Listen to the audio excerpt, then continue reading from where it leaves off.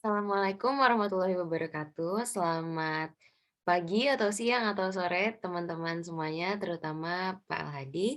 Perkenalkan kami dari kelompok Jojo akan mempresentasikan relasi rekursif dan relasi recurrence. Mmm, Presentasi ini, disusun oleh kelompok Jojo dengan saya Darna Mediani.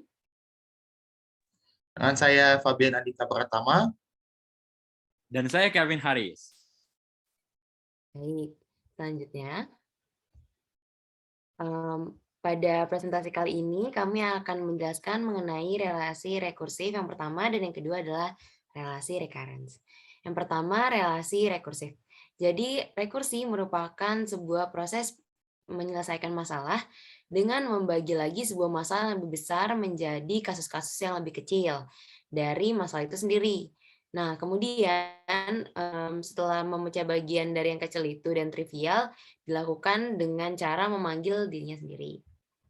Nah, syarat rekursif itu ada 3. Yang pertama, solusi rekursif harus memuat kasus dasar. Yang kedua, solusi rekursif harus memuat kasus rekursif. Dan yang ketiga, solusi rekursif harus membuat kemajuan kepada kasus dasar tersebut. Nah, ini ada contohnya, di mana dari baris 2 sampai baris 4 yang if and kurang dari 2 ini merupakan kasus dasar, dengan yang setelah else hingga baris ke-7 merupakan kasus rekursif. Selanjutnya akan dijelaskan mengenai relasi recurrence. Jadi apa itu relasi recurrence? Jadi sudah kita ketahui bahwa tadi kita sudah membahas tentang rekursif. Nah, eh, persamaan yang dihasilkan oleh suatu algoritma rekursif ini dinamakan sebagai relasi recurrence. Nah, jadi relasi recurrence ini berperan penting dalam menganalisis algoritma yang memiliki fungsi rekursif, karena dia adalah persamaan yang dihasilkan oleh algoritma rekursif tersebut. Nah, hal apa yang harus kita lakukan untuk mendapatkan relasi recurrence? Yang pertama, kita harus melakukan bentuk rekursif yang ada dengan mengambil beberapa kali langkah awal. Jadi, kita masukkan terlebih dahulu nilai input, misal katakan N, dengan nilai terkecil itu secara urut. Jadi, kita masukkan terlebih dahulu N dari 0 sampai hingga N sampai 3, misalkan. Lalu dari input-input tersebut dihasilkan suatu output. Nah, lalu outputnya itu kita kaji lagi pola pengulangannya. Jadi, setiap output itu pasti ada pola yang terbentuk dari masing-masing output tersebut. Lalu kita menebak dari pola tersebut bagaimana kira-kira yang terbentuk. Nah, setelah kita sudah menebak persamaan umumnya dari polanya itu, lalu kita uji persamaan yang sudah kita tebak tadi menggunakan induksi matematika. Nah, jadi ada beberapa bentuk recurrence itu dibagi menjadi 2. Masing-masing bentuknya ini memiliki teknik yang berbeda dalam penyelesaiannya. Jadi yang pertama ini ada bentuk recurrence untuk linear homogen. Nah, suatu bentuk rekursif, maksudnya ini recurrence, maaf, dikatakan rekursif linear homogen dengan koefisien konstanta bila berbentuk sebagai berikut. Jadi kalau kita punya relasi recurrence sebagai A0 Tn tambah A1 Tn min 1 tambah hingga AK Tn min K sama dengan 0. Nah, menjadi kunci kenapa bisa disebut sebagai homogen adalah di ruas kanan itu adalah maaf maksud saya di ruas kanan itu adalah nilainya 0. Nah, makanya dari situ kita menyebutnya bentuk recurrence ini sebagai linear homogen. Nah, di mana masing-masing Tn-nya ini adalah nilai-nilai yang ingin kita cari. Nah, persamaan ini disebut sebagai linear karena derajat dari persamaan ini nilainya 1. Kita bisa lihat di sini bahwa tidak ada bentuk dari Tn-nya ini berbentuk kuadrat maupun kubik. Hanya berbentuk derajat 1, yaitu Tn dan sebagainya. Next. Nah, ini ada contoh suatu bentuk recurrence dalam bentuk linear homogen. Jadi kita misalkan kita punya fungsi Fibonacci yang dapat direpresentasikan sebagai bentuk Fn sama dengan Fn min 1 ditambah Fn min 2 dengan diberikan nilai awal F0 sama dengan 0 dan F1 sama dengan 1. Lalu bagaimana cara menyelesaikannya? Jadi pertama kita pindah ruaskan terlebih dahulu persamaan yang mengandung rekursifnya, yaitu yang Fn, Fn-1, dan Fn-2 ke ruas kanan. Nanti kita dapatkan persamaan Fn sama dengan, maksud saya Fn-1 min Fn-2 sama dengan 0. Nah, kita mendapatkan di ruas kanan ini adalah nilainya 0, maka ini pasti adalah homogen. Lalu karena derajatnya adalah 1 untuk masing-masing Fn-nya, maka ini adalah linear homogen. Lalu bagaimana cara menyelesaikannya? Lalu setelah kita mendapatkan persamaan yang tadi sudah saya sebutkan, itu kita permisalkan Fn ini sebagai xk, x pangkat k, maksud saya. Lalu nanti akan didapatkan hasilkan x kuadrat min x min 1, karena nanti akan dibagi oleh x pangkat k. Nah, lalu kita cari akar dari persamaan x kuadrat min x min 1 ini. Nah, nanti kita dapatkan hasil sebagai berikut. X sama dengan 1 plus akar 5/2, dan X sama dengan 1 min akar 5/2. Lalu kita bentuk suatu persamaan umum untuk solusinya, di mana Fn ini sama dengan konstanta C1 dikali akar yang pertama ini, 1 plus akar 5/2 dipangkatkan N, tambah C2 dikali 1 min akar 5/2 dipangkatkan N. Nah, disinilah peran dari nilai awal yang diberikan. Nah, kita substitusikan nilai awal yang kita punya ke dalam persamaan umum untuk solusinya, yang Fn ini. Nah, setelah disubstitusi, nanti kita akan dapatkan konstanta C1 dan C2. Sehingga solusi khususnya untuk persamaan Fibonacci ini adalah Fn sama dengan 1 per akar 5 dikalikan 1 plus akar 5/2 dipangkatkan N, dikurang 1 per akar 5 dikali 1 min akar 5/2 pangkat N. Oke, next. Lalu tadi sudah dijelaskan mengenai tentang bentuk linear homogen. Sekarang akan dibahas mengenai yang non-homogen. Jadi kita sudah lihat bahwa kalau yang homogen itu pada ruas kanannya ini nilainya adalah 0. Nah, lalu bagaimana dengan non-homogen? Nah, bentuk dari non-homogen ini adalah bentuk dari suatu fungsi. Jadi, pada persamaan ini kita lihat di ruas kanannya itu adalah B pangkat N dikalikan dengan Pn. Dengan B ini adalah suatu konstanta, dan Pn ini adalah suatu polinomial dalam bentuk N yang berderajat D. Jadi ruas kirinya juga masih sama dengan yang bentuk yang pertama, namun bedanya di sini ada di ruas kanannya yang berupa fungsi. Lalu secara umum persamaan bentuk recurrence linear dan non-homogen ini bisa kita perluas sebagai berikut. Di sini perbedaannya pada yang bentuk yang sebelumnya, kita hanya punya satu fungsi. Di sini kita memperumumnya menjadi bagaimana jika ruas kanan ini terdiri dari beberapa fungsi seperti berikut. Nah, lalu dari persamaan bentuk recurrence linear non-homogen ini, kita bisa menemukan persamaan karakteristiknya untuk mencari akar-akarnya. Nah, persamaan karakteristik untuk persamaan recurrence linear non-homogen dapat kita bentuk sebagai berikut.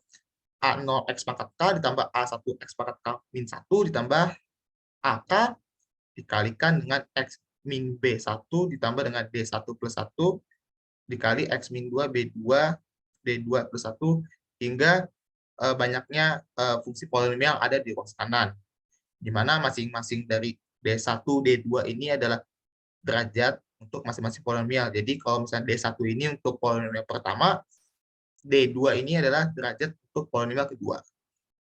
Oke, bisa dilanjut. Oke, sebelum menjelaskan lebih lanjut, lalu bagaimana solusinya tadi? Solusi untuk setelah kita mendapatkan persamaan karakteristiknya, kita cari akar-akarnya, lalu penyelesaiannya sama dengan yang untuk linear homogen. seperti yang ada di contoh pada yang Fibonacci yang sudah kita lihat sama-sama. Lalu ada kalanya kita untuk mencari suatu persamaan karakteristik dari suatu bentuk rekursif ini tidaklah sederhana. Maksudnya bagaimana? Jadi kita perlu untuk mengubah suatu variabel.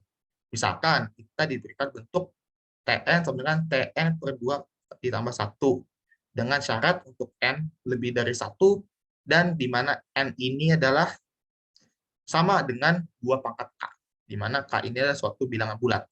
Maka kita ingin mencari order dari Tn. Nah, kita tahu bahwa dengan pemangkatan N sama dengan 2 pangkat K ini, kita bisa rubah menjadi K sama dengan 2 log N. Lalu penulisan dari Tn yang sudah kita punya tadi bisa dirubah menjadi, jadi kita punya Tn sama dengan N per 2 ditambah 1. Karena N sama dengan 2 pangkat K, kita rubah menjadi T untuk 2 pangkat K sama dengan T 2 pangkat K per 2 ditambah 1. Lalu dengan aturan eksponensial, kita punya jadi T 2 pangkat K sama dengan T 2 pangkat K min 1 ditambah 1. Nah, dari sini kita bisa memisalkan T pangkat 2K ini adalah sebagai TK, di mana TK ini juga sama dengan TN. Nah, lalu kita punya bentuk rekarensi sebagai berikut. TK sama dengan TK min 1 ditambah 1. Pindah ruas ke kiri, kita punya TK minus TK min 1 sama dengan 1. Nah, ini adalah bentuk linear non-homogen. Karena pada sisi ruas kanannya ini adalah bentuk suatu fungsi, yaitu Pn-nya adalah 1 dengan derajatnya D sama dengan 0. Kita juga punya nilai B-nya ini sama dengan 1. Lalu, bagaimana dengan persamaan karakteristiknya? Dengan menggunakan persamaan karakteristik yang di umum, kita dapatkan nilainya sebagai berikut. Persamaan karakteristiknya adalah X min 1 dikali X min 1 sama dengan 0. Nah, di sini kita lihat bahwa akar dari persamaan ini adalah R sama dengan 1.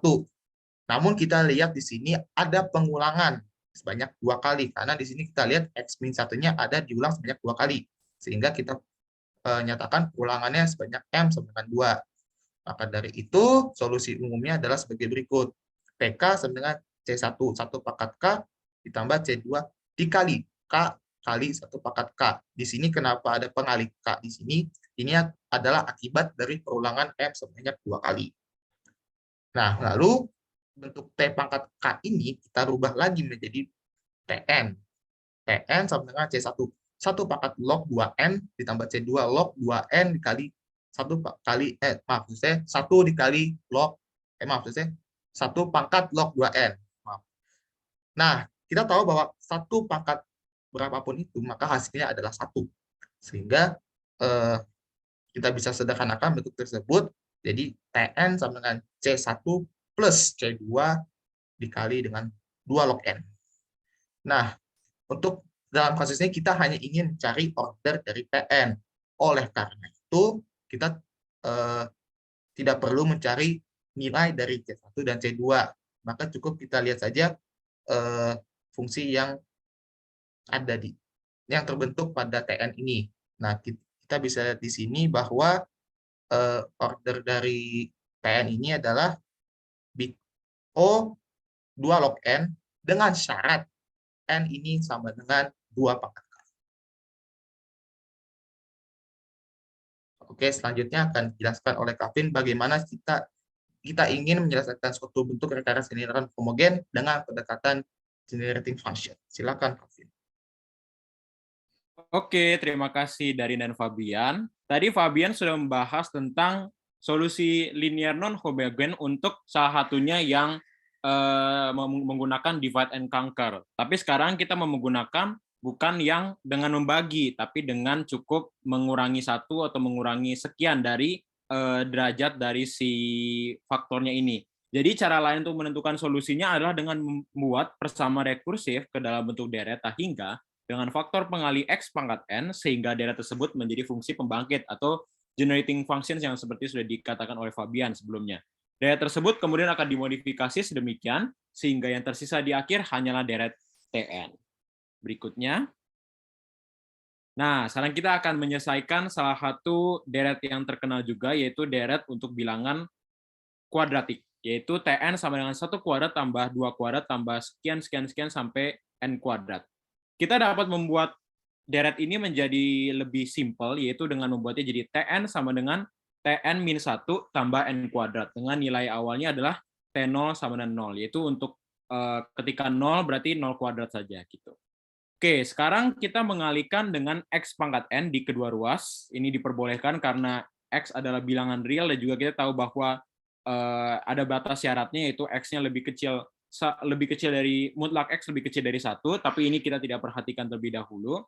Kemudian kita menambahkan sigma, menambahkan notasi sigma, sehingga menjadi suatu deret tahingga, yaitu untuk semuanya jadi dari N sama dengan 1 sampai tahingga Tn X pangkat N sama dengan seterusnya. Ini hanya ditambahkan notasi sigma saja.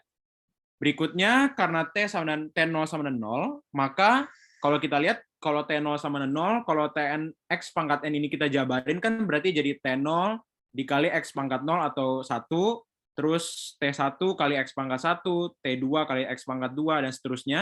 Karena si T0-nya sama dengan 0, berarti kita bisa membuatnya jadi sigma dari N sama dengan 0. Kenapa ya? Karena 0 juga gitu ya, hasil T0-nya 0 juga. Sehingga kita misalkan sekarang generating function-nya adalah Tn sigma N sama dengan 0 sampai tahingga Tn dikali Xn adalah sebagai Gx. Berikutnya kita memodifikasi persamaan di atas. Yang di atas sigma N sama dengan 1 sampai tahingga Tn X pangkat N ini kita ubah menjadi Gx, karena tadi juga sama saja dengan dari N sama dengan 0 sampai tahingga. Kemudian yang ini, yang di pertama di ruas kanan, itu bisa kita lihat, kita bisa membuatnya menjadi Tn, jadi N-nya itu yang di bawahnya, yang di bawah notasi sigmanya itu kita kurangi 1, sementara yang di dalam notasi sigmanya kita tambahin 1 semuanya. Jadi dari N sama dengan 0 sampai tahingga, Tn, N-1 jadi N, terus kan X pangkat N plus 1 kan. Nah, X itu kan bebas dari si notasi sigmanya, artinya kita bisa keluarin ke depan, sehingga jadi X dikali sigma N sama dengan 0, Tn X pangkat N.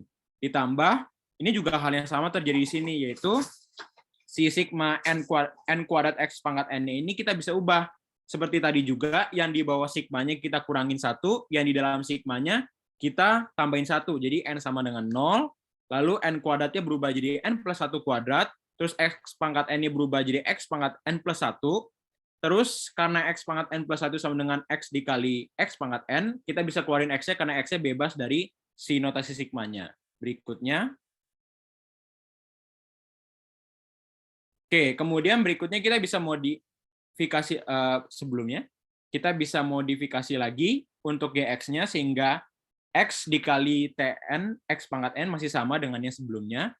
Ditambah, nah ini tadi juga kan ada N plus 1 kuadrat ya kan. Kita bisa ubah menjadi N kuadrat plus 2N plus 1. Karena notasi sigma itu bersifat linear, maka kita bisa memecahnya jadi N kuadrat di satu faktor, kemudian ada 2N plus 1 di faktor yang lain. Nah, sekarang kita mau memodifikasi lagi nih. Kan ada sigma N sama 0, N kuadrat X pangkat N.